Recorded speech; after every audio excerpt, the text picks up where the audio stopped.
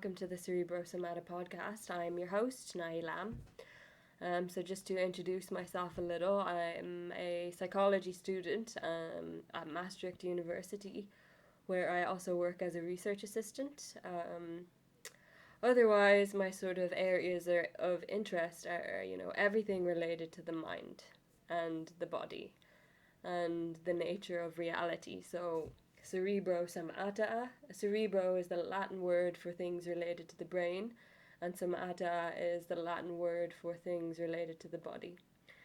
So my main sort of background of practice and interest is in Eastern philosophy. So, yoga, Buddhism, Taoism. I've been a qualified yoga teacher since 2014, although I don't really teach yoga that much in real life anymore. I'm a Vipasana meditator and also a practitioner of Taoist Tai Chi. And although I really, really love all of this sort of Eastern spirituality that is, focused around, enlightenment and sort of, the nature of reality from a sort of, conscious point of view, I also love and really, really advocate for the scientific method. So I love science. I'm also a very, very curious person, and I just love having interesting conversations.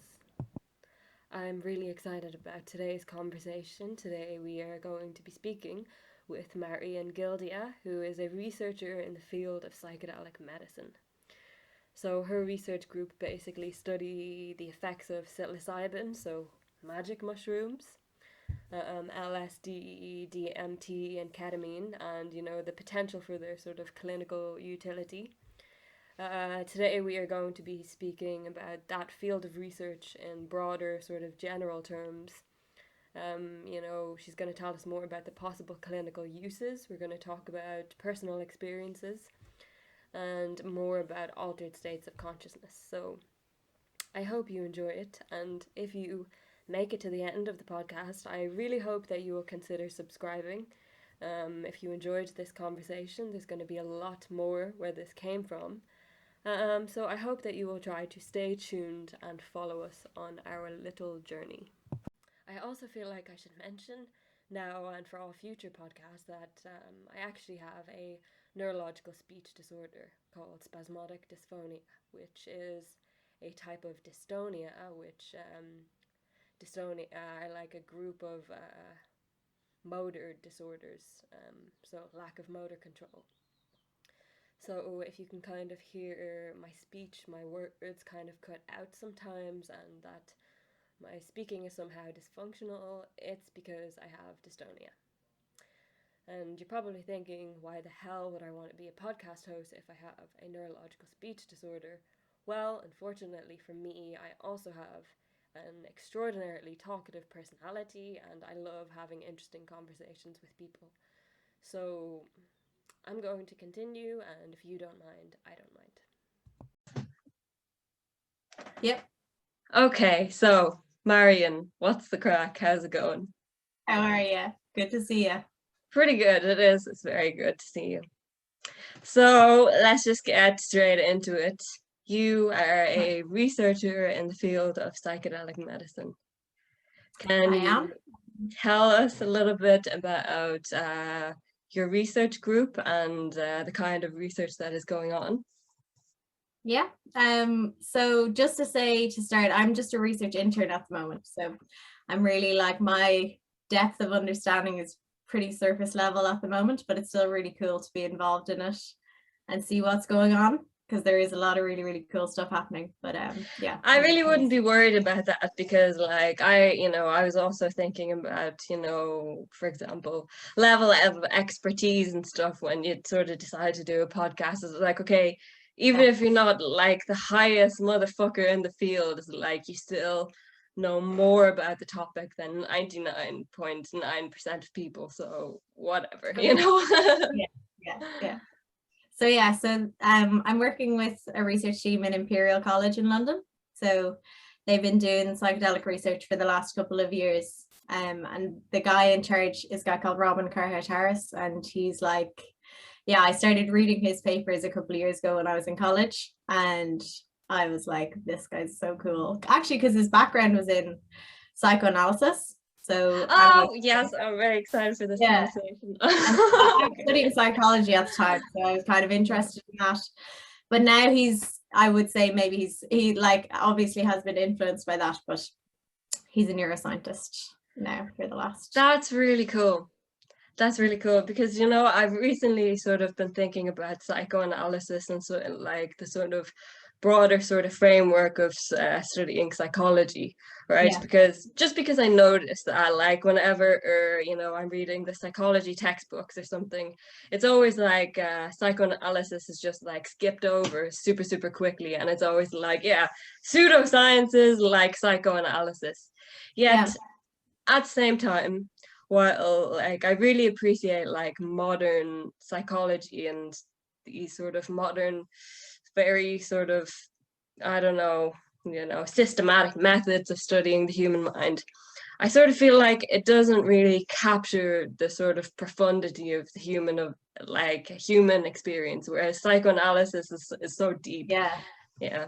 I think Mm. some people refer to those, the ones that do get to those profound sort of understandings, they call it like depth psychology. So going Ah. like a little bit, and even the whole concept of like different levels of consciousness. And whereas something with CBT, it still takes some of those, it still has those sort of ideas in it. Like it's still based on the idea that unconscious things might be driving your behavior, but it's kind of a little bit more, I would say maybe like a little bit more surface and behavior level, whereas the depth psychology goes like deeper, obviously. But So is it like depth psychology sort of what they call it nowadays, as opposed to psychoanalysis? no, I think psychoanalysis would just fall into that like Oh, category. Yeah. yeah, I know what you mean about like the way that cognitive behavioral therapy, while it might like acknowledge that this like sort of, you know, say like negative types of behavior comes from like you know, subconscious things, but I feel like they don't really deal with it, right? It's just like they don't like talk about your dreams so much or your past traumas. It's like feels like it's more like Functional. yeah, functional, like okay, pretend you're in this situation where somebody who triggers you is present, and it's like more about like practicing for these types of situations. Yeah. Is that Yeah. accurate, would you say? Yeah. Yeah, I think so. And actually it's kind of reminding me now of a paper that I read a little while ago that's to do with kind of, so what I quite liked about the model, okay, so skipping a little bit forward to when he combined psychoanalysis or some sort of like psychotherapeutic approaches with kind of more neuroscience and like physical and physiological processes. So what exists now, like a couple of years later, is this model for psychedelic psychotherapy.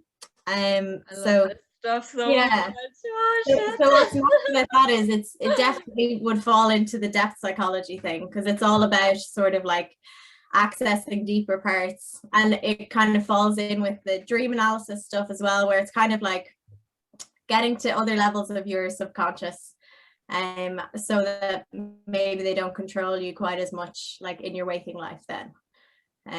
But yeah, what I quite like about it is that it kind of like the paradigm that exists at the moment, like if you put them all in the same category of like surface level sorts of things or more depth sorts of things, it kind of also is kind of similar to the way that like traditional, like the current, not traditional, but like the standard medical model is at the moment, where it's sort of symptom based. So in a paper that Robin wrote a couple of years ago, I think it was in like 2016 or something, it's talking about two ways of approaching like depression mostly. So the paper is called A Tale of Two Receptors. So one of them is talking about how typical antidepressants work.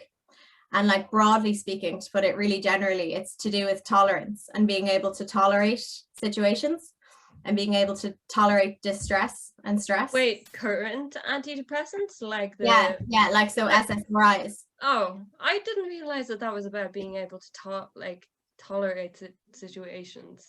So there's like one receptor that it's supposed to act on the serotonin system, but I think like oh no, I'm 5-HT1A receptor, or one of the one receptors. So it's, do you have me now? Yeah. So it's like to do with like being able to tolerate distress. So yeah. Oh, that makes sense. Yes, you're right, because serotonin is like the like neurotransmitter that kind of inhibits the sort of punishment response, right? Yeah, it would be involved in that. Yeah. So like, yeah, so then, but then with the 5-HT2A receptor, which is the one that psychedelics are supposed to act through.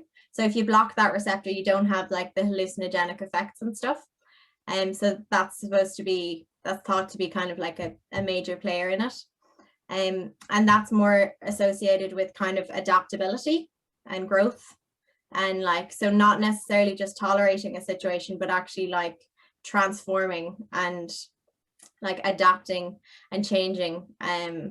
So that's kind of how he outlined it in that. And I really liked that, because it kind of like, to put it really broadly, it kind of seems like the model that exists at the moment, whether it's like CBT or like typical antidepressants, all of those things are just kind of like very symptomatic, like allowing you putting a band-aid on a wound. Exactly. Rather than yeah. So it's nice because it doesn't take, well, CBT takes a lot of work, but like with antidepressants, what's good about it is that it really gives people, if people really don't have like, I think it can be so fantastic for people like who are really in a dire situation, and like you don't have the strength to kind of make all the lifestyle changes that you need to make and stuff. But then what's really important is that like once you start taking them, or once you start getting treatment, that like maybe if you get to a level that you have the energy and stuff, you can start making the changes, because that's where it all like lasts, and you're not, maybe dependent on something. That is actually a really good point that you just brought up straight off the bat. That is like actually like modern psychology is like CBT, like cognitive behavioral therapy, definitely was like a total game changer for a lot of people. But I also do think that you're totally, well, from my point of view anyway, totally correct in what you say, is that it is like sort of just covering up the symptoms, or like dealing with the symptoms, rather than like, plucking the root of the problem. And then I think this is sort of where we're, depth psychology, right? Anything like psychedelic meditation based, where you're really going down to the root of the subconscious problem, and also psychoanalysis, but that's another topic. That's very interesting actually. You just really simplified it in my mind, like really. I've sort of been thinking about this a lot over the last few weeks, but you've just sort of, I don't know, articulated it in such a way that's like, that's exactly what great. And obviously like that's the thing as well, it definitely is simplified, and obviously there's pros and cons to all approaches. So, and CBT can be so useful for some people. I actually did a type of CBT when I was in my final year in college, and it was really helpful, because I think I was just kind of like overwhelmed by all the possibilities of where to go next in life, and I think like I was not thinking rationally and that type of thing. So that's where it's like, it's helpful to make you just kind of, I don't know, maybe see things a little bit clearer and be a little bit less scattered and stuff. And obviously, I was talking to a girl the other day who actually had a phobia of needles, and she went to CBT for that, and it just, I think I was telling you about that. So like, I think for specific things as well, it can be like functionally, it's really helpful. That's very interesting. Yeah, for sure. Like, I do think that CBT is very useful, especially for things, like, those sort of phobia-based, pathologies, where it's like, for some reason you don't want to go outside, or for some reason you don't want to be in a really dirty room. But I do certainly think that, like, going into the problem, although I know already that CBT is probably, a lot of work. I've never done it myself, but I feel like, you know, this depth psychology, it might be a little bit harder work. Would you Yeah, agree with that? It's yeah, like, because you need to deal with like the stuff of your own yeah. All subconscious. all You the know, like ugly things that yeah, you the stuff you can't even name. It's just like, "Wah!" yeah, um, facing your demons. yeah. Yeah, there's like, so that the lady who I think she made I don't know if she made the paradigm, but she made like some sort of paradigm for psychedelic psychotherapy. Rosalind Watts is her name, and she's fantastic, and she speaks about it in that way, as like it's sort of like going down, there's a whole model around it, and it's kind of like similar to kind of, it has elements of acceptance and commitment sort of things, and like it's to do with really going down. She like kind of makes this image of going down into the ocean, and you see a shell, and you open it up and you like see all the murkiest things, and you bring that up to the surface, something along those I lines. can really, actually identify with that. Yeah. Because like I'm going to do like a Vipasana now, this day next week actually. Oh, I'm gonna go. cool. Yeah, I'm getting ready for it physically and mentally. But Yeah. so in like this sort of, you know, Vipassana sort of philosophy, I suppose, it's like a system, right? It's Yeah. sort of, you know, you just do meditation basically for, you know, 11 hours a day for 10 days.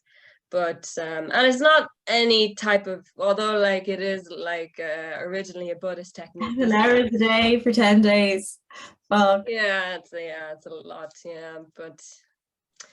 But although like it is an originally Buddhist technique, I don't think that there's anything religious about it at all, because literally all you're doing is following your breath. You do that for a full 3 days. You just follow your breath. Like, I don't know what you could tell me is religious about that, but and then afterwards it's just like your body sensations, and then you get I think it's like I can't remember, like the 6th or the 7th day, they ask you to do this thing called like the strong determination hour, where so like you're only really ever meditating without moving for an hour at a time. So, you know, there's always these kind of breaks in between and stuff. But when they tell you to do this like strong determination hour, it basically means don't fucking move your legs, Oh, no Jesus Christ. matter how much pain you're in. Oh And my so God. in this sort of Buddhist philosophy, which is why I think this is so interesting, because like it's this is like, you know, 6,000, 7,000 year old shit, and it's like popping up now in psychology, you know. So Yeah. and so they say like when you get into this sort of deep thing where you're basically in a lot of pain, and you're just trying to sort of deal with it in a sort of, you know, objective sort of way, that something like exactly like what you said with the shell before, they call it a sankhara. That's like the Buddhist and Hindu word for this, like the Sanskrit word for this thing. What it means, like in my best attempt at translating it, was like a deep mental complex that sort of dictates your behavior from the depth of your subconscious. Wow. You know, I know, and it's like you can not well only translated. I don't know what the original is, but that's a really nice translation. That's cool. yeah, Wow. and it's like you can kind of say that sort of, you know, philosophy to somebody, and you're like, okay, sounds like a good idea, but where's the science? And I suppose, well, I don't really even know how you would measure such a thing, but let me tell you, like, you can feel it. You can feel like I remember the first time I did it, I was like totally fine for like 9 days. I was just like, this is great. I was just having a great time. And then on the last day, I just started having all these like obsessive, intrusive thoughts about something I didn't even know bothered me. You know, something like that happened years and years ago just like came up, and I was like not able to sleep, and like my body, I was like, whoa. Yeah. So fascinating. I find that really interesting, that is like, that's because I never ever heard anybody describe it like that, as a shell before. But as soon as he said it to me, I was like, this is crazy stuff here. Yeah, that's so interesting. Wow. Yeah. By the way, I just wanted to pour a glass of wine with you. Oh, nice. Got a little bit of wine here. Oh, sad that we can't have it together in person. Wait, are you gonna also have some wine? Yeah. Okay, let's do a cheers. Cheers. Oh, it's kind of sad that we can't do it together in person. That's true. Yep. How is the coronavirus going for you in general? It's okay now, to be honest. Like, since I've been in London, it doesn't feel like so it's been like not too bad. It's open, things are opening up now, you can go to the pub and stuff, and I've been like, since I came here, I've already been meeting new people a little bit, so I had like distractions and stuff going on. I found it difficult when I was at home, like in my parents' house, because I had nothing to do. Yeah, no, I think that's difficult for everybody. I don't know anybody who really has that good of a relationship with it. Like, even if you have a great relationship with your parents, being trapped inside, like, that's a difficult. And also like living, like, our house is kind of in the middle of nowhere. It's just kind of like, I was able to go up, I mean, I can't complain really. I was able to go up to Dublin, I was going up to work and stuff, and I'd stay with friends a little bit, so yeah, it was fine, but even that was already just not enough autonomy for me. So yeah, I also feel like even, you know, for like at the beginning of the coronavirus, I was like, oh, this is grand. I live in the countryside with the person I love. I can go for runs. Oh, so much time alone. And I was like, oh, whatever. And then I realized after maybe a year, I don't know, you know, like that it wasn't the fact that I couldn't socialize with people I knew. It was more like it's like going out and meeting new random people. Yeah. Like, wow, I haven't met a new person in such a long time. I started like going on Reddit looking for people to talk to. Yeah, you need a little bit of newness in like your life. Yeah, like what the first. Oh no, I'm losing you. And I think it was so visible that like me, but also everyone else there was just so excited to see new faces. Like we were all just like, hello. All how to socialize as well. We were all just like a load of weirdos, overexcited children. Yeah, it was nice though. So yeah, tell me more about like this research group. And by the way, I'm smoking a CBD joint. It's not a cigarette. Yeah, I thought it would be fitting, but I didn't want to get stoned. How's that going? Are you smoking CBD mostly at the moment? I'm usually not smoking at all, to be honest. Oh yeah. No, me and Francesco are vaporizing now. So yeah, usually we just even if we want to kind of smoke something, but we don't want to get stoned, we would just smoke CBD. And I realized it actually helps with my voice a little, you know? And then I looked it up, and there was actually like, because anyway, I recorded like an introduction thing about my voice, so I don't need to explain it again. But and then I was like, oh, this kind of helped a little. I felt like maybe this is placebo, and then I looked it up, and like some guy actually wrote a book about CBD for spasmodic dysphonia, you know. Whoa. Yeah, it's not like scientifically proven or something. I think it's this, you know, this guy's sort of experience with it. So yeah. Cool. Yeah, but trying to cut the elf cigarettes, yeah, off them anyway. Cool. Yeah, so like what I'm doing here at the moment is mostly I'm working on microdosing data. So there's going to be it's like the last study that they did was looking at they did this what they call citizen science approach. So it's looking at whether microdosing is taking really small amounts, so like 1/10 of a typical larger dose. Like a full dose, so it'd be like 1/10 of that, and it's supposed to be sub-perceptual, so you don't feel it. And lots of people, or it's getting more and more popular. And yeah, loads of people report really amazing effects from it. So like improvements in cognition and mood and creativity and productivity and reduced alcohol consumption or reduced like other substance use and reduced caffeine or reduced smoking, like loads of different behavioral things as well. So yeah, loads of people had these amazing effects that they were reporting. So then they started to do some research on it, and they did like survey studies first of all, and it still looked like there's loads of positive results still, but then they started to do as well like placebo controlled studies, so seeing whether compared to a placebo whether there was effects, and there was still some effects, but not quite the amazing things that other people had. Were they statistically significant?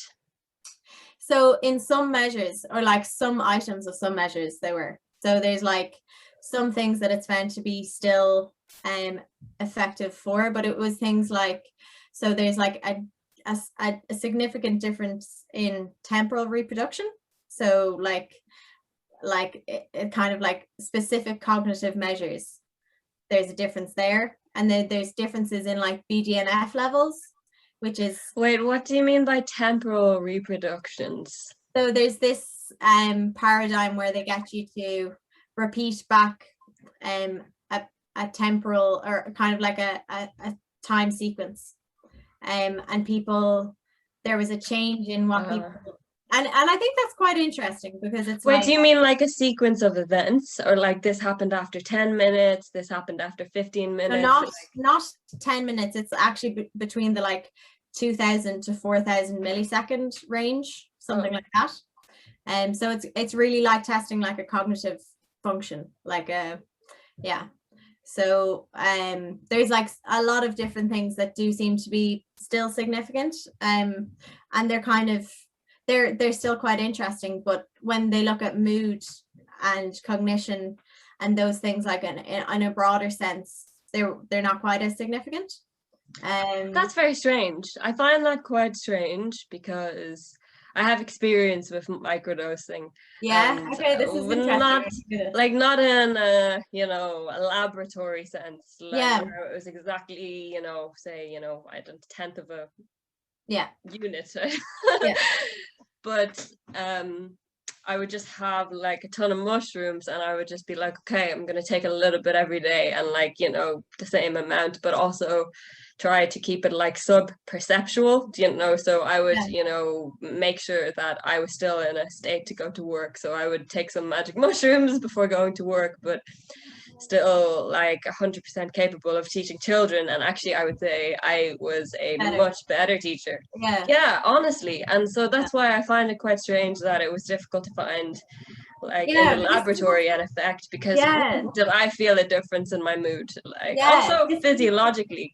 Like when I went to the gym, I felt like my cardiovascular output was like, because I was another significant thing is to do with heart rate.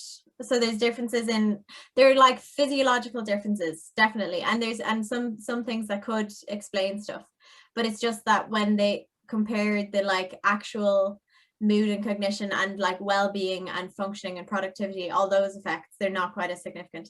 But also like it could be to do with methods. So like if it's done in a lab,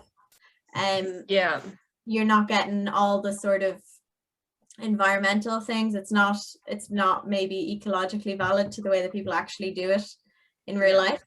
So it's interesting, because like some people say that like the placebo blind controlled studies are like the top of the chain in terms of like standard of research. But testing a treatment.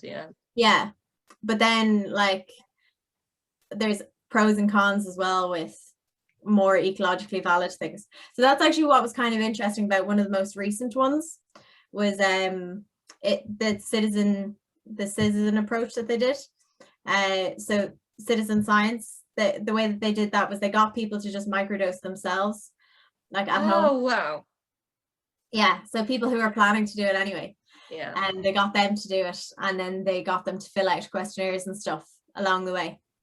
And then there still wasn't really effects, like they didn't see significance between them and so some people got placebo. They were given like a placebo back rather than their own drug. So then in those cases there was loads of positive effects, but there was also loads of positive effects with placebo. Of the placebo, and then another study found that whatever you expect to happen is that predicts the response more than whether you actually take the substance. Yeah. Well, that's very interesting in itself already. Yeah, it's not that already says quite a lot about the human mind. That's yeah.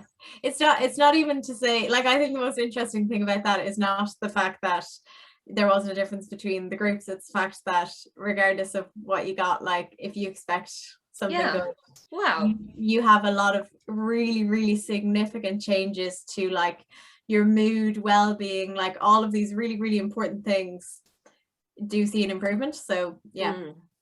Do you know, I really love that saying. I really don't know who the fuck said this. But is that saying, it's like, whether you think you can or you think you can't, you're usually right. And then it just goes to show, like, that, like, those, you know, like with the placebo thing, it's like whatever you're expecting is going to happen. That's interesting. And another really interesting part about this story is that, so there's like, they checked in this case for people breaking blind. So that's where the guess thing comes in. So like some people, they said they compare, if you compare placebo with, normally if you compare placebo with treatment, then you'd say that the difference between the groups is the true drug effect, because both of them like get everything else the same.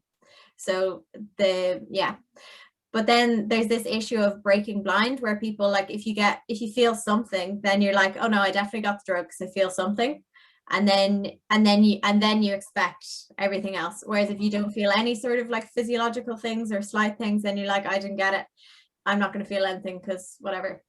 But that breaking blind thing, actually, that level of kind of that standard of investigation isn't actually applied to lots of other treatments. So like the typical treatments that already exist, it wouldn't be applied to like antidepressant studies. There was this guy that did it a while ago, and he kind of like said that they were less effective. If you consider that, I think Irvin Kirsch is his name. And now like our team is looking a little bit more into that story as well, about like just applying a slightly higher standard, like seeing whether like antidepressants in general or other psychiatric, or a slightly higher dose. It could be a problem of dosage, you know. What do you mean? Like with for example, with the microdosing studies, you know, it's like if you're not seeing a significant effect and people aren't really able to, it really could be that you know, I feel like, you know, with the universities, they almost have to take a conservative approach due to like ethical concerns, you know. They don't probably want to give people too high of a dose, because at some point it might become ethically, you know, if you have to send them home. I mean, they do doses, they do massive doses, and like send people home. Well, no, yeah, they keep them there for a while, but yeah, I suppose that's a good do you know what I mean? Because sometimes that's not the reason that they choose the doses that they choose. Like the reason they choose the dose, they base the doses on this protocol that exists. That's James Fadiman is his name, and he, like, not sure if you heard of him, but like he wrote a protocol for microdosing, and lots of people who microdose follow this protocol about like when to take it, how much to take, and like what your schedule is for taking stuff like that. So I think they based it on like that, and then they based it on like reports of people and what they say that they took and stuff. But obviously there's still differences, because like, yeah, maybe people are say that they took this amount, but they're rounding it down or whatever. But yeah. Interesting. It's interesting because, you know, like I, like yourself, also have, you know, experience with psychedelic drugs. I hope that's okay for me to say, is it? Yeah, that's okay. I think I might have given that away. Yeah, okay. I mean, people are going to be suspicious anyway, you know, so. But that's, you know, it's quite hard for me to swallow the pill of, you know, that a lot of studies don't show a significant effect of psychedelic drugs, because holy shit, is it significant, you know, from. But this is like when this is microdosing. Yeah. You know? So like the larger doses, I don't think anyone ever says like, there's no effect of those. Yeah. It's like, and microdosing, it's like, yeah, it's an interesting, yeah, it's kind of hard to, yeah, it's interesting because it's based on, like, the research is based on the fact that people do report these things. So it's like looking into it further, but Where do people report these things, by the way? Like, for example, if I was just like, oh, this is amazing, and I wanted to report it somewhere, like, where would I even report that? so yeah, there's like YouTube. So people put up on, like, so I think it started, like, when people are writing papers about this, it started off the evidence started off with anecdotal stuff. So it could be like Reddit and like psychedelic subreddits and stuff like that, like YouTube channels, all of those sorts of things, like just the internet basically. And then, like, after that, people grouped it all together and did analyses, like qualitative analyses of the YouTube videos. And then after that, they were like, let's actually try and carry out a real survey on this and like use standardized measures. So then they start giving out like proper mood measures to people who are already doing it and filling it out. And then they were like, let's make it like a little bit more so that people have to like come in and do the blinding stuff. So like it starts off, what's cool about it is that it does kind of start off with like people's reports of stuff, but then along the way maybe it sort of gets a bit lost because they forget about the fact that the setting in which people actually do it, and it gets more caught up in the actual like the method of research rather than the people's experiences. Yeah. Yeah. So this like citizens experiencing is like a supposed sort of antidote to this sort of laboratory problem, right? And how old is that, and like how is that going in general? So I think that I'm sure there's variations of it, but I think this version of the citizen science approach, I think it's a new, like, I think the like one of my supervisors and another guy, I think they sort of came up with it, or they came up with this model of it. So it's pretty new, and they're hoping to, because it was sort of successful in that it was able to kind of, they were able to follow it out. I'm sure maybe they'll find flaws to it, but they deemed it a success, so they're going to hopefully apply it to other things as well. So other things that people report to be beneficial. Maybe like CBD, I think that's one area that they're thinking of applying to. Nice. And yeah, so it's interesting. Yeah. And in terms of like the sort of general sort of clinical landscape, from your point of view, what do you think is like, you know, the potential for the use of psychedelic drugs in medicine? Like where could we be, you know? Oh, okay, that's a big question. Yeah, but like, well, okay, so at the moment there's like a lot of debate happening, like people saying that it shouldn't be, because it's sort of getting a little bit more mainstream. So that's where we are at the process now. Like it's sort of been, it was, so there's so the main things that are being used at the moment, so there's MDMA assisted psychotherapy for PTSD. That's kind of one, some people would call MDMA a psychedelic, but it's not, it wouldn't fall into like the classic psychedelics. Yeah, I'm always wondering about that classification, because when, you know, whenever I'm reading about, say, you know, interested in like normal sort of psychology papers and things like this, and there's like a classification of psychedelics, I'm always really confused about the fact that MDMA is in there. Yeah, I'm not sure. Like, you know, like it's a serotonergic drug, and I think maybe it's sort of put in with psychedelics because it falls into the category of like drugs that were illegal and now potentially have therapeutic benefit. I don't know. Okay, yeah, that's a very strange way to categorize things. Yeah, I think like pharmacologically it's not. So what the classic psychedelics are things that act on the 5-HT2A receptor, so the serotonin receptor. And MDMA is serotonergic, but doesn't act on that one, or maybe it has some effects on it, but that's not, it's like, that's not how it acts. But anyway, for some reason it's in like, yeah, it falls into the same sort of, it's, people speak about it in the same way. like with it in the same breath a lot of the time. But yeah, and it like there's some like, yeah, I suppose like legally and stuff there's similarities, and there's some similarities maybe to do with like why it might be beneficial and stuff, increasing openness and stuff. I'm not sure. I don't really know that much about MDMA, but I'll just say that that's like, in terms of how much research there is with MDMA, that's kind of like one of the furthest along things, like MDMA for PTSD.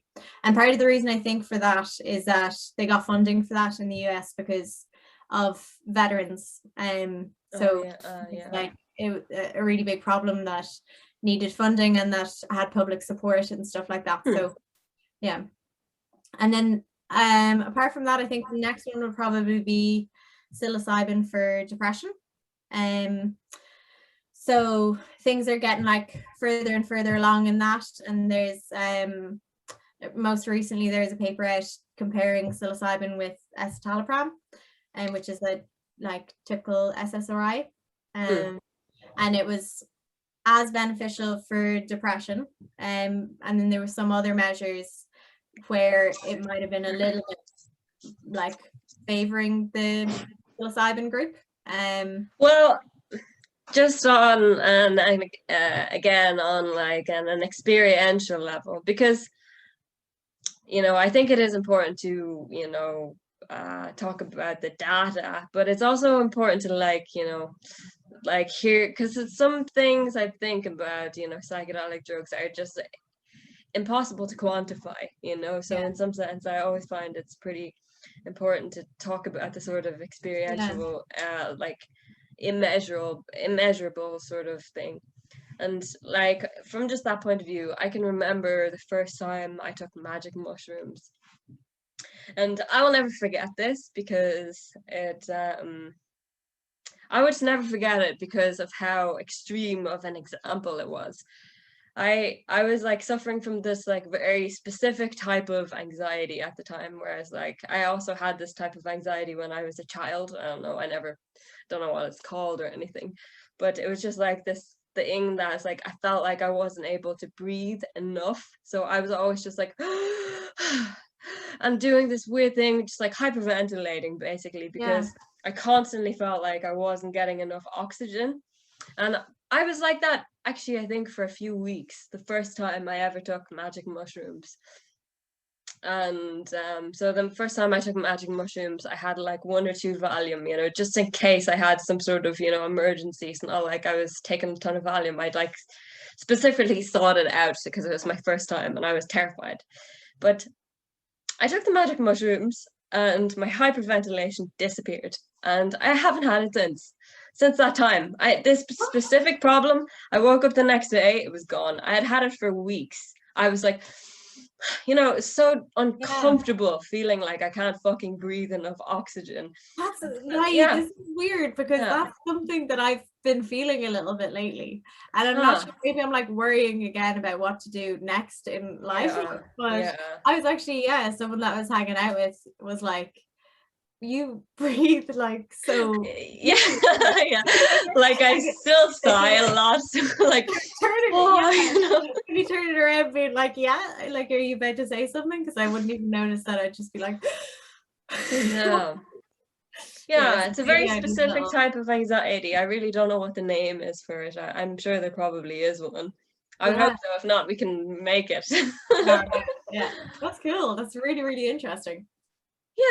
Like that's the one thing that really sort of sealed my faith about psychedelics was like it was the first time I tried it, and I had been having this problem yet. I was like, oh, I'm gonna do it. Like, I'm still brave enough. I'm gonna fucking do it.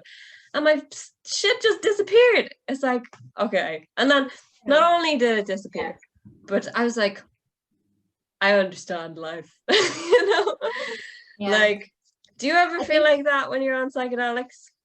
I think there is like definitely a little sense of like, like I don't know, it's like things that you think really, really matter. It sort of gives you a new perspective.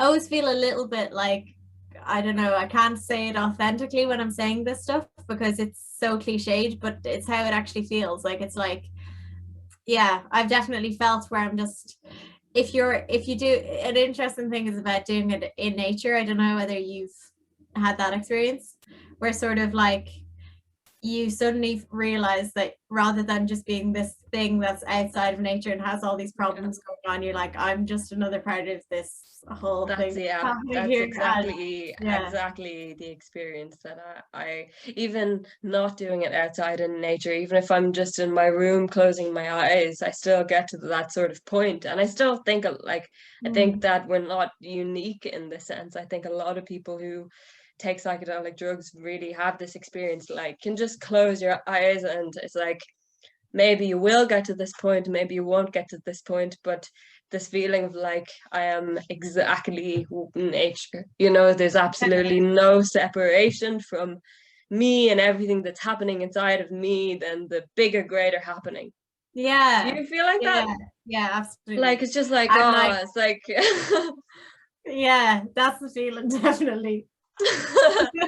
but I have a I think question actually about this specifically. yeah, well, what's coming to, I have something coming to mind as well when you're saying this. So the Go ahead. concept of ego Yeah, yeah. dissolution. Do you know that concept? Sorry, would you say it again? Ego dissolution. Ah, yes, yeah, yeah. So it kind of like, it's kind of, I think it captures that. Yeah. And yeah, it's it's interesting that I'm just bringing it right back to measuring stuff, but it is kind of interesting Yeah. that they now like measure that, and they like get people to fill out a questionnaire on how dissolved is your ego, basically. This, yeah, see, this was actually going to be my next question, which is, yeah, I think it's good. We're like really on a similar wavelength here because Yeah. I was going to ask you, like, so a minute ago we just talked about like our personal experiences, which is just like totally taking our minds out of our scientific minds. You know, we're just ignoring our scientific brains for a moment and saying, Yeah. well, I felt like I was totally connected with nature and I felt like I was nature and me and nature were breathing at the same time and there was just total harmony. And, you know, to a normal scientist, especially one who has never ever taken psychedelic drugs, it's like mumbo jumbo hippie bullshit, right? And then I was just like wondering, yeah, it's like because when you measure it, it's like, okay, what do we call it? Oh, let's call it ego dissolution. You know, it's like we just put a word on this Ineffable thing. really deep, pervasive experience, you Yeah. know? And Yeah. I Yeah. was just Yeah. wondering, like, how Yeah. do Like, you you're literally, reconcile those two things? Like, how do you reconcile I this don't know. deep Yeah. fucking experience of like, I am Yeah. one with the It's universe crazy. and It your is crazy. scientific Yeah. understanding of how the world works? You know, for me, I'm Yeah. Yeah. Yeah. to It's reconcile really these two things. difficult. Like that's definitely something that I, yeah, think about a lot. Where so at the moment, like my framework, the way that my brain is working, because I'm like doing this master's and I'm working in this lab from Monday to Friday, 9 to 5 sort of thing. I like the way that I, even as we were as I was trying to talk about my own personal experience, like the way my brain was working was like, and actually there are papers on nature connectedness, Yeah, nature yeah, relatedness, see, and I am definitely currently like a little bit disconnected from my actual experiences that I've had, because it's like I'm seeing them through a different lens right now, and it's been a longer time. Like I've studied so much more of it like in the last while than I have actually lived experienced yeah, any I of it. know how So you feel. Yeah. yeah, so it's kind of like, yeah, I think I need a little reminder sometimes. I'd say. It's a crazy one. It's actually a crazy Yeah, one. Like yeah, because I can't actually think of any other area of science that has this problem of reconciling, you know, experience with data, you know, because like, well, first of all, I just don't think that you can quantify these type of experiences unless like you know, if you're looking at the nature of reality, say in terms of like physics, okay, we're all made of matter, we're all, yeah, you know, abide by the physical laws of the universe and gravity and all of this, and we're all in separate entities. Like your brain is in a different spatial region than my brain, and there's nothing physically, you know, connecting it. Like there's no nerves connecting my brain from your brain, but somehow like under the experience of psychedelic drugs, you have this feeling like I'm connected to all the brains, you know? Yeah. Like, it's like, and the problem with it is that it feels so real. It feels so real, and it's also like whoever else you ask who has had these experiences on psychedelics Yeah. also report the same thing. So in a way, that's a scientific measure, but there's no logical Yeah. explanation for that. Yeah, it's very difficult, like objectively measuring subjective experiences.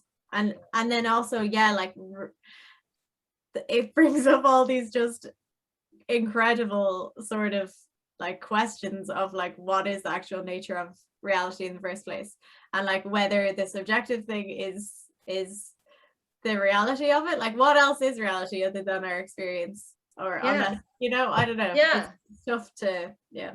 And then also like yeah, I don't know. I certainly haven't wrapped my head around it yet, and I'm not sure I will anytime soon.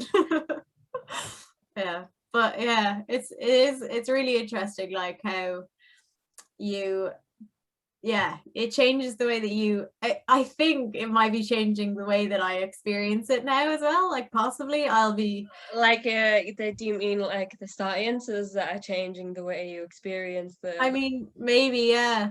in a Yeah, that I'll be positive way thinking. or a negative way? So, I'm not sure. Like there I'm is moving kind of on to a hash joint now. This is nice. territory. Like, And we're in the Netherlands. This is legal. so yeah, I don't know. Like I feel like there's a comfort in it. Like I think there's sort of like it's like trying to. I think the whole idea of like believing in the science of it and even understanding the scientific perspective of it. It's not even believing the science of it, because like it is a truth for sure. Like it's like they're objectively measured things, and there's really interesting research. But like even that, it's like trying to hold on to some sort of a reality. So it's nearly like trying to conceptualize it in a particular way. Is maybe it's keeping it within a box, or like I don't know. Yeah, there's definitely comfort in thinking about it. Like if you're overwhelmed by an experience, there's like a comfort in being like, this is, even though, yeah, it like just kind of thinking about it in like terms of what is happening in your brain right now.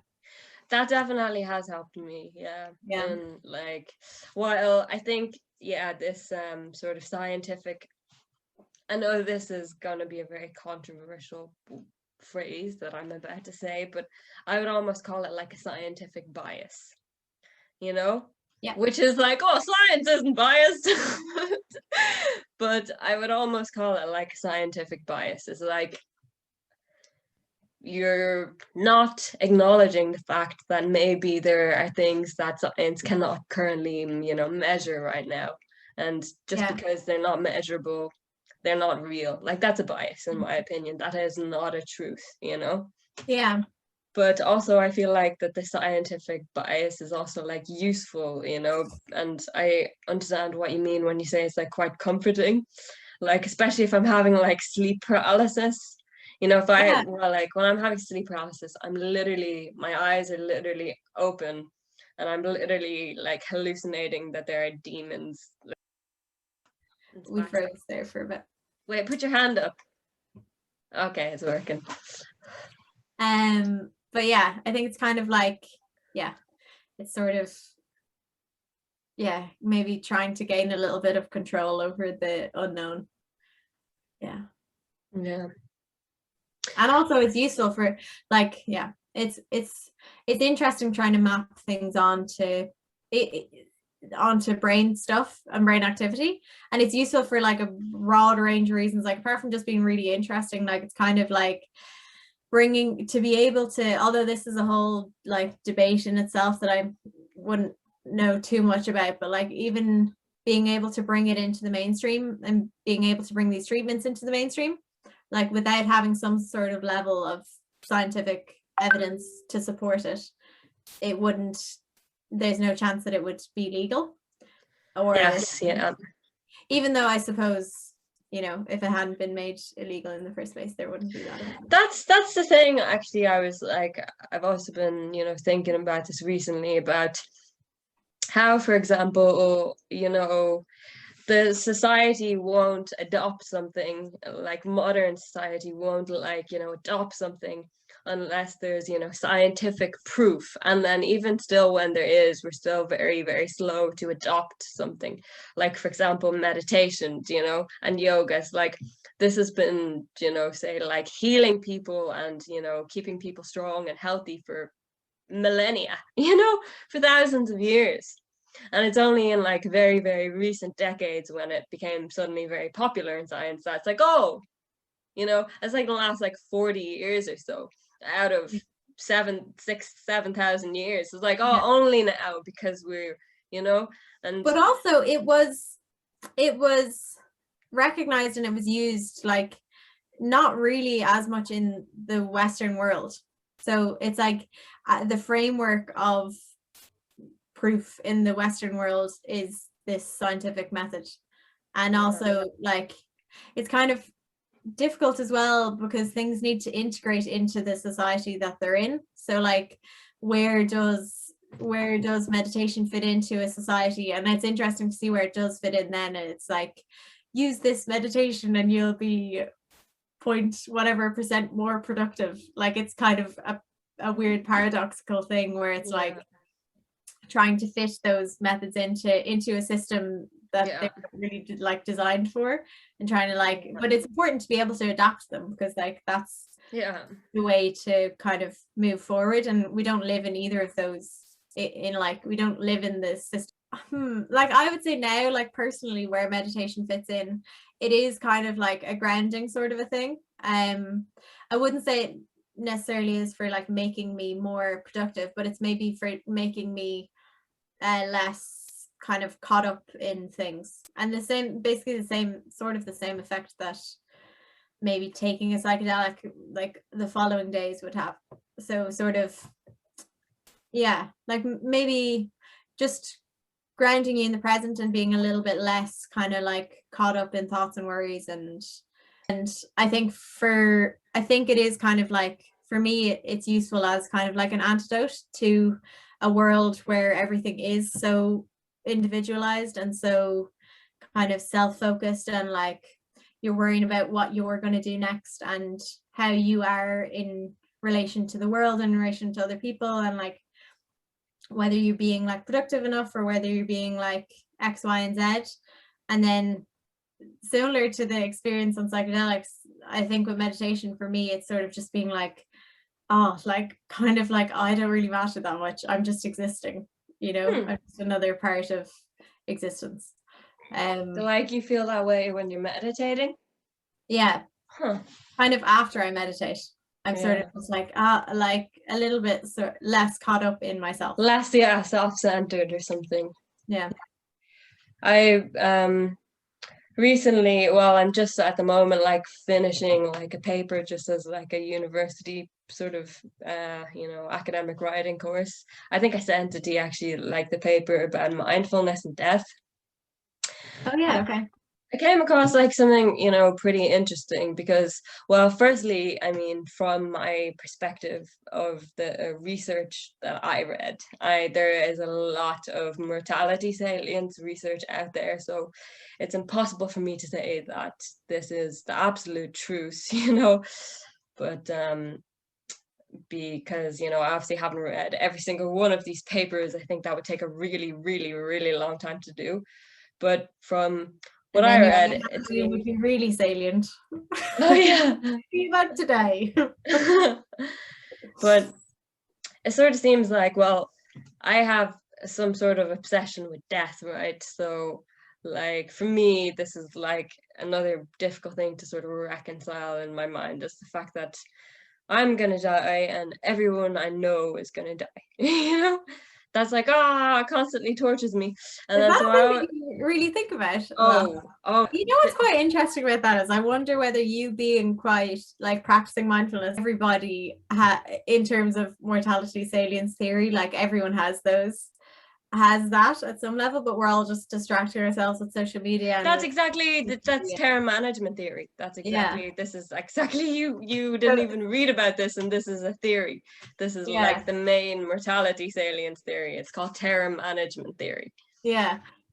Which term management theory basically says that the idea of death is so terrifying that we use our self-esteem as like a buffer against this sort of, you know, death anxiety. So we concern ourselves with like, you know, self-esteem related matters, like I'm going to be a successful person, and who am I on social media, and how do other people think of me? So people grow this sort of autobiographical image of themselves, you know, and in this image it's like almost like they're trying to seek immortality through legacy.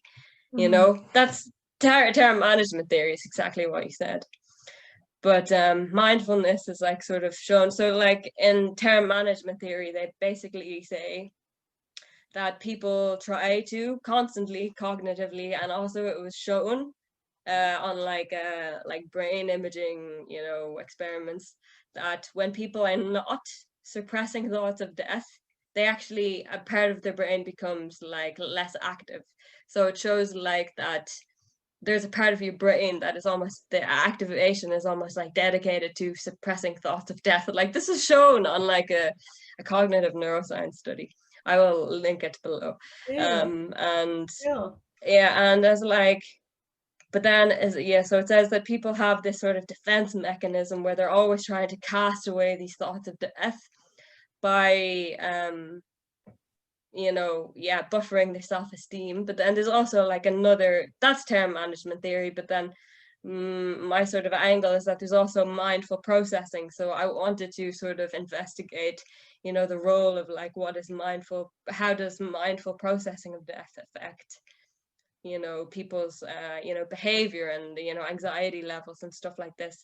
And indeed there was like quite a lot of papers, and it shows that people who process death mindfully, they have like more intrinsic life goals, say for example like personal growth and things like this, rather than, you know, money or status or fame. And they also report when somebody, like in the experiments, when they were like reminded of the fact that they were going to die, this is called like a mortality salience cue. They were like, I was like, okay, how do you respond to the fact that now you know you're going to die? People with a mindful approach reported higher levels of like, you know, happiness and like meaning of life. Whereas, you know, people who were, you know, sort of in the category of suppressing it, they were just like anxiety and just having like negative, you know, responses. Yeah. Wow. That's really interesting. And I think it definitely, I think there's a lot of similarities between the effect of mindfulness and the effect of psychedelics in terms of, in terms of how, so in terms of like, after a psychedelic experience, you're probably less likely to be materialistic, more likely to be have intrinsic goals. Like I essentially think, like, and I don't know like if you'd agree with me with this, but I essentially think like taking psychedelics forces you into a state of meditation. Like whether you're ready or you're not, it's like you are in the depths of meditation. That's why. I think I'd agree with that. I kind of like the challenge there as well is that if you really hate stuff about your life and you take psychedelics and then you go back to your life, like you're gonna be like, this is shit. You're gonna be very aware of all the shit stuff. Like, so, if you have a sort of latent negative attitude towards your existence, is like you were maybe not gonna have such a positive experience when you take psychedelics. Or maybe no, I mean like maybe, well, depending on what the latent negative attitude is, but like I mean in terms of like if there's things in your lifestyle and in your environment that are really bad, like I feel like you'll be aware of them when you come out of your trip. You'll be like, you know what, that's kind of fucked, this thing. But it would be like, that would be more like, Wouldn't be like, oh, that's good. I'd be like, oh. Yeah. I feel like over Yeah. the last while I've gotten, and like the more you then start to live like consciously and sort of like do the things that you feel are right, like that are intrinsically like suit you or like feel right to you, that are kind of intuitive. Like the more you do those things, the harder it is to do the other things, or like to even be involved with the other things. Like I remember having a conversation with you about social media when I was at the stage where I was like not, I was using it as an incredible procrastination tool, and I just like hated myself every time I was using it. I was like, I hate this, I hate everything about it, and then I stopped using it. But now if I try to use it, I really can't, because I'm so aware of how much I hate it. And like I think, yeah, I don't know, it's great if you find other people that are on the same sort of wavelength, or other kind of groups of people or ways of living that are sort of more aligned with what you feel is right, and then it's amazing and it's beautiful. But like if you come out of that and you don't have that, then you're just going to be so frustrated because like the system hasn't changed. Wait, do you mean if you come out of a psychedelic experience? Yeah, I'm thinking now at the moment about like integration and stuff like that, to do with like how to integrate the experience, because I think it does make you more mindful, and I think it makes you more aware and more, maybe more in touch with yourself and things like that. But like, how do you integrate that into normal modern life? Wow, this is actually a really interesting question. For example, with psychedelics, it's like a similar thing, right? You go to this almost like this sort of holy place or something. And then the same with like, doing a Vipasana, and like this guy like living as a Taoist basically is like, yes, you can go away and learn the experience. It's like and say like total solitude, where you're just like having like a total inner experience. And then, how do you integrate that into normal life, right? I can't wait to bring this up with him as well, just to see what he says. He'll be like, well, I don't integrate it, I just stay here. Because as well, like, I don't know, even being really mindful, or being, I don't know, like having any sort of transformative experience, when you come back to this situation that you were in beforehand, like there's going to be changes, like even with like people that you might be a little bit like, like I remember listening to, I think it was actually Sam Harris, the guy that has that meditation app that I've been doing for the last little while.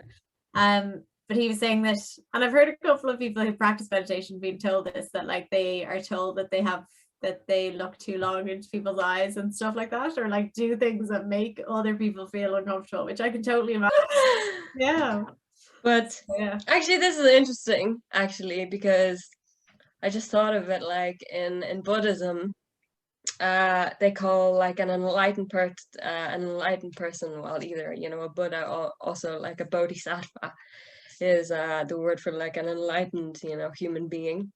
And there's two types of bodhisattvas. There's the bodhisattva that goes and meditates in the cave and becomes enlightened and decides, I'm going to stay here. And I'm going to renounce all worldly claims and possessions. But then there's the household bodhisattva. Goes back into real life. And actually, how do you try to integrate it back into your normal life? Well, like, as I said, unfortunately, I think I don't even need that much integration at the moment, because I haven't really been in touch with, I feel like I have. So there was like a little while where I would have been taking psychedelics more regularly. And then I was surrounded by people who were, I was kind of lucky, I think, in that I was surrounded by people who had similar experiences, friends and stuff. So in terms of my like social circle, there wasn't a huge amount of adjustment that I kind of needed to do, even though still there was like massive experiences that you're like, well, maybe part of my integration is that I have come here to study it and I've spent so much time. That's true. That's like a very thorough way of integrating it, actually. Like I think about it. It was like around the same time that I had my first trips that I started reading the papers on it and like getting interested in psychedelic culture and things like that as well. So I think, yeah, I was lucky to have a couple of people. I didn't feel isolated in it. Like I had a couple of people who had similar experiences and I was able to talk to them about it and stuff.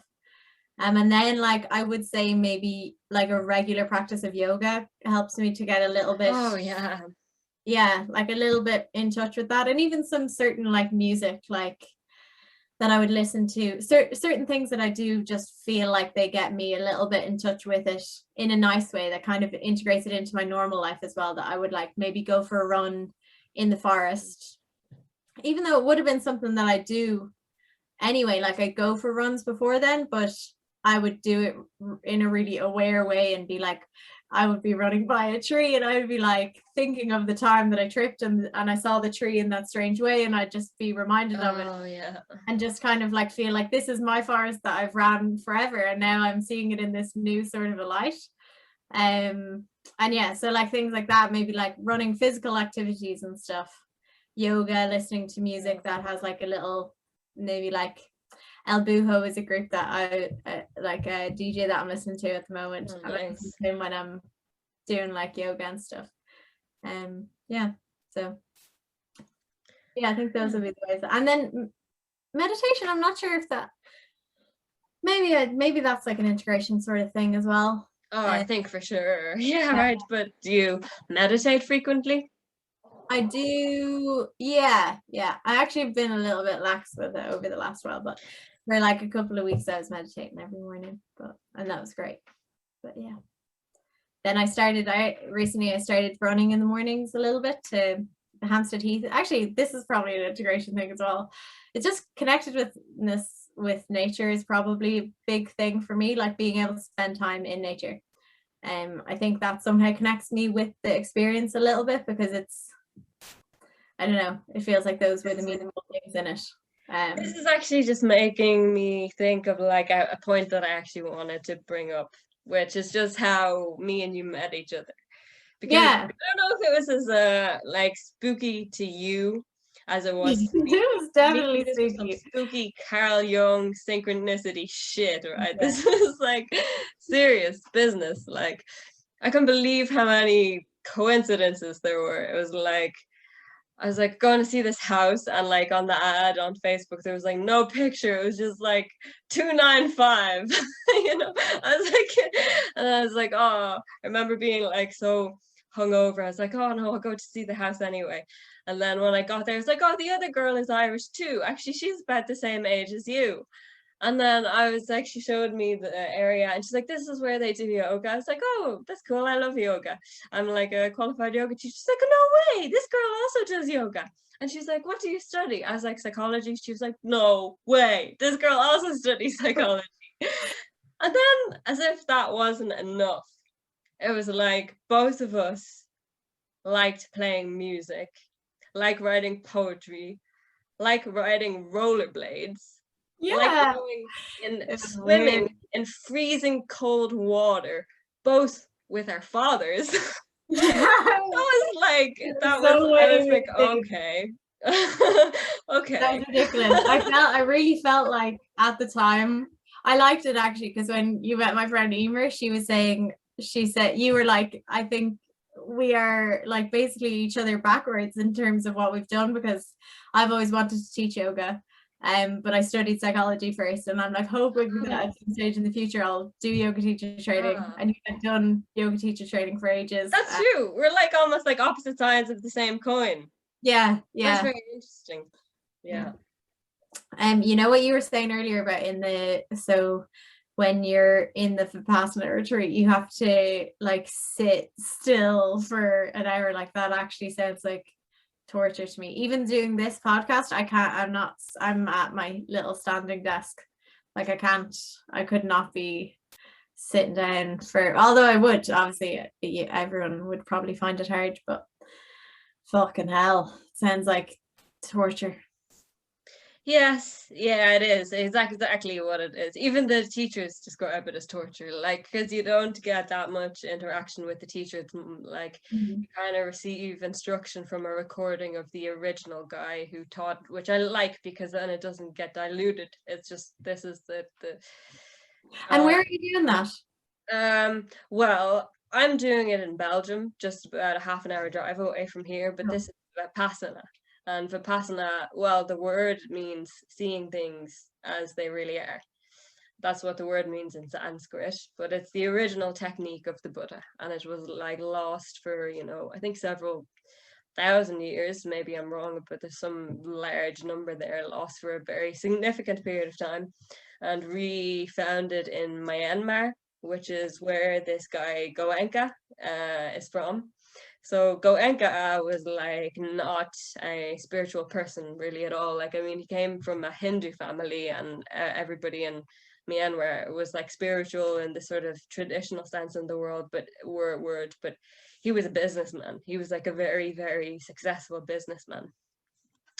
And the way that he came to Vipassana was purely just because he started having these like agonizing headaches. He just had these headaches, very terrible migraines, and he was rich enough that he could fly all over the world to the best doctors in the world. He was a very successful businessman. Where did you say he's from? Myanmar, like Burma, where all the terrible stuff is happening at the moment. Yeah. But so then one of his friends, who was like a childhood friend, who became like a sort of more spiritual person, said, Goenka, why don't you try this technique of meditation I do? You have to come to this place for 10 days and do this meditation technique. And he was like, at this point I would try anything, because he had literally been to like the best doctors in the world. And he went there, and after like the second day, he was like, fuck this, I can't do this. This is too fucking hard. I'm like, he's like trying to sit still. He's trying to meditate, right? Because it's like 11 hours a day of just meditating. He's like, I can't do it. I hate this, And he was like about to leave, and his teacher followed him and was just like, whatever the fuck you do for the rest of your life, stay here right now and finish this. Whatever you do after this 10 days, do it. But give 10 days and do it. Just please, And he somehow convinced him to stay. And afterwards, not only did his headaches, which he had gone through hell and high water to try to treat, disappeared. He was like, oh my God. My life is so much better now, just because I, neutral, neutralized. Yeah. And he was like, I need to share this with other people. So him, as a successful businessman, used all of his money to set up Vipassana centers. And now There's one in Drogheda, isn't there? Well, they rent out school in Drogheda a couple times a year, but it's not like an official center. Oh, They okay. the Drogheda Grammar School. But so because of his initial investment, now they're still going, but they're a donation-based thing. So Cool. they're for free. Yeah. So we can do That's them really anywhere cool. almost. Vipassana. Yeah. Yeah. That was a long story. Yeah, that's amazing. Yeah, I want to do it. I want to do them, but like it's also kind of scary. Yeah, first time I did it, I ran away. I'm not gonna lie. I was like, oh, big haired man, been to India, do yoga. Now, no. Then I went to do the first Vipassana, and I remember having a huge fight with my family the day before I went. And when I went there, I did 2 days. I was like, fuck this, can't do it. Ran away, even though they really try to keep you there, Yeah. and rightfully so. But I ran away, couldn't do it, and then I was like, I think it was like a year later, or maybe even two, I went back and I did it again. Life-changing stuff. Wow. Yeah. So you're gonna do that for 10 days? Yes, yeah. Nice. I really would recommend it though, if you do. Yeah. I wouldn't be worried that you couldn't do it, because all types of people do it, I'm such a hypocrite, but like I just feel like I don't know if I'm ready to face everything. And there you would be facing everything. All the stuff. Yeah. Well, I guess like I wouldn't say everybody has to do it. I wouldn't say like, oh, do this or you're doomed or something. I think maybe everybody has their own ways of, dealing with stuff. I think like people who it is suited for do it.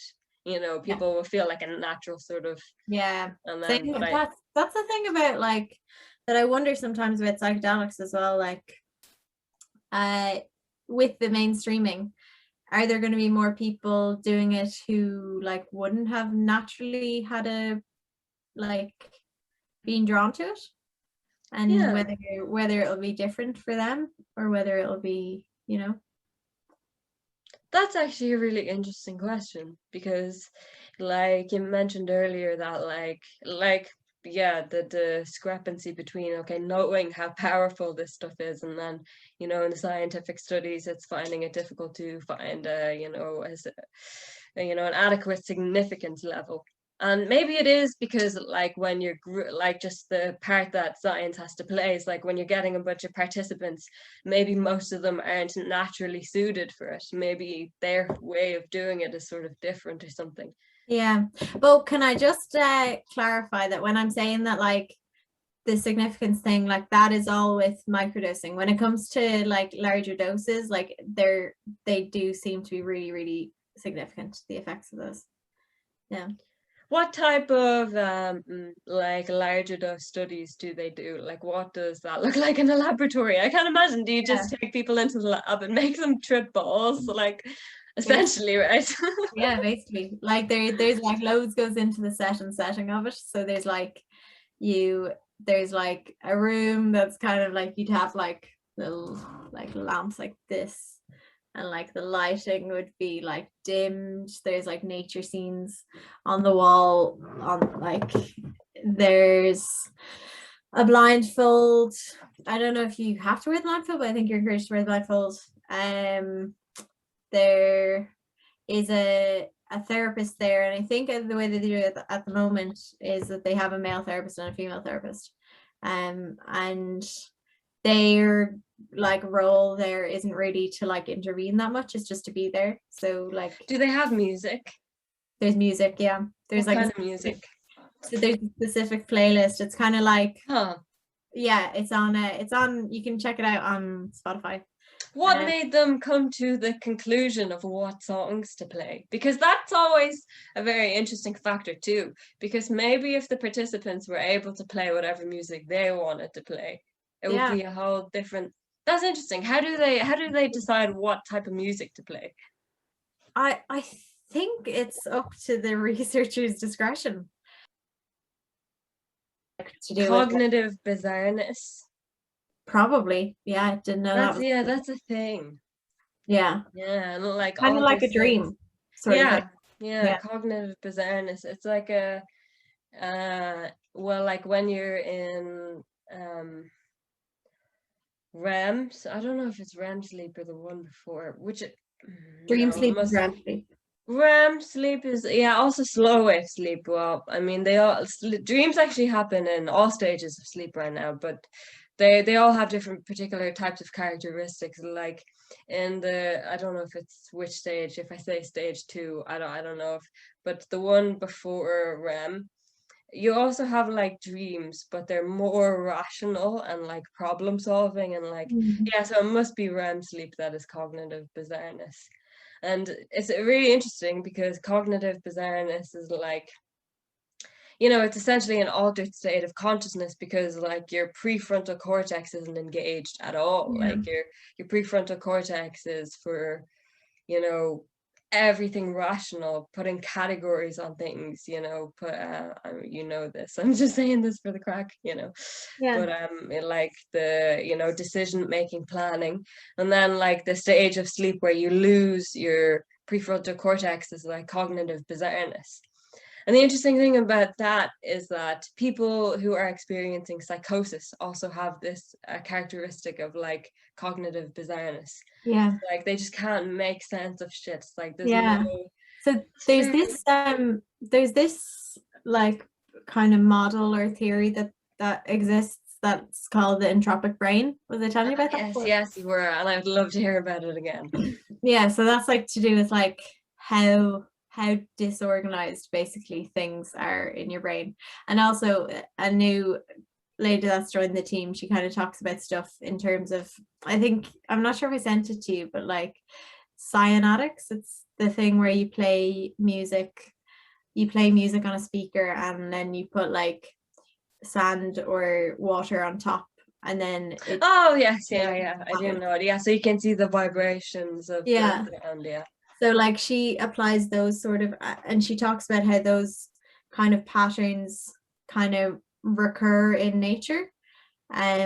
Different patterns sort of like recur on leaves or on animals' skins or whatever. Like these are just like natural pattern formations in nature, and that she applies some of the principles. There's some like mathematical principle that can be applied to like the formation of those. I don't. Yeah. Wow, that's amazing. Yeah, and then she has applied that to like brain dynamics, and like seeing like what sort of brain frequencies are correlated with what sorts of states. So there's like higher, when you're tripping, you're like in a really high, what might be called like a high frequency. So basically like I feel like I would call it a low frequency. Would you? I feel like I would call anxiety high frequency. So there's these different levels. So like there's like lower frequencies from whatever those mathematical principles are. I don't understand really how it works, but like I wish we had someone here who understood this stuff. Yeah. So there's like the lowest, maybe in the future, but there's like there's like the lowest ones, they become deactivated. Deactivated.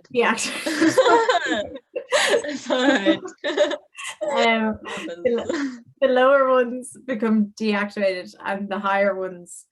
So it kind of makes sense when you're thinking in terms of like prefrontal cortex is the highest frequencies, maybe like the highest sort of, I don't know. Those things become deactivated. The lower, maybe the prefrontal cortex is lower. Yeah, is lower frequencies. Really? Yeah. In this context. So she basically. This is just my intuition. I don't know anything about this stuff. So you could really. I'm just like expressing myself. Okay. So what I understand of it until now is that basically, there's different frequencies of brain activity. The higher frequencies of brain activity seem to be present during psychedelic state and during meditation. Oh shit! I think my housemates are going to bed.